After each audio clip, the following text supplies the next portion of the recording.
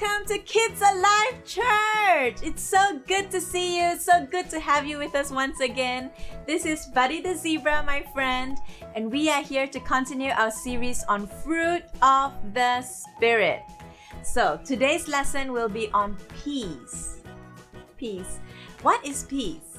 Peace is something where we feel relaxed, we feel comfortable.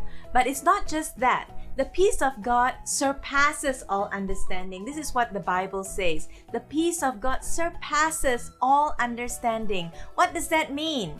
Well, there's a story in the Bible about Jesus.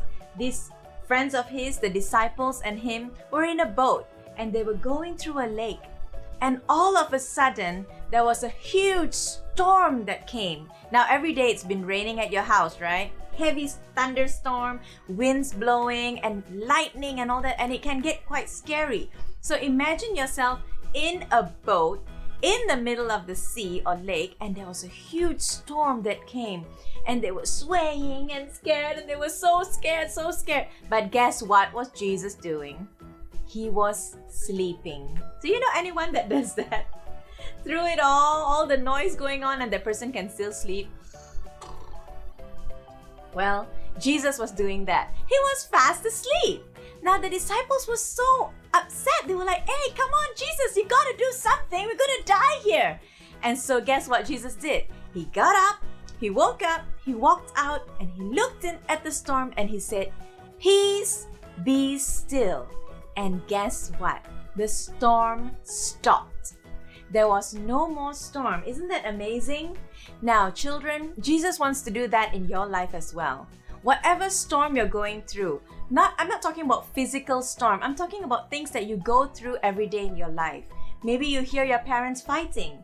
Maybe there are homework that you're doing and you cannot understand, or you cannot do it and you get frustrated. When you get frustrated, kids, I want you to do this. Take your hand, put it on your heart, just like Buddy is doing right now, or trying to. Put it on your heart and say, peace, be still. Just that one simple act. When you ask Jesus to calm that storm, you will see a change. There will be a change when you ask Jesus to come into your life. When you say, I need that peace in my life. Now look at this jar. This jar is our life. And there are storms that will come in. There are storms. This fire represents the storm that will come in your life. And there's bad things or turmoil or sin and other things that really make you feel bad. But God comes as the cover. He comes and He wants to give you peace. He will put out that fire, that pain, that uncertainty in your life. Jesus wants to come and do that. And when Jesus comes, it will make a difference. He will put away the storm. You will have such a peace in your heart, children, and that is what you want. Now, what you need to remember is this. Number one, trust God. Trust God with all your heart. Don't lean on your own understanding. Trust in Him. So the second thing you need to do, first thing is you trust God. Second thing you do is pray. Seek God. Pray. Put your hand on your heart and say, peace, be still. Jesus, come into my life, and ask God to give you that peace. Amen? The memory verse for today is this. Proverbs 14 verse 30.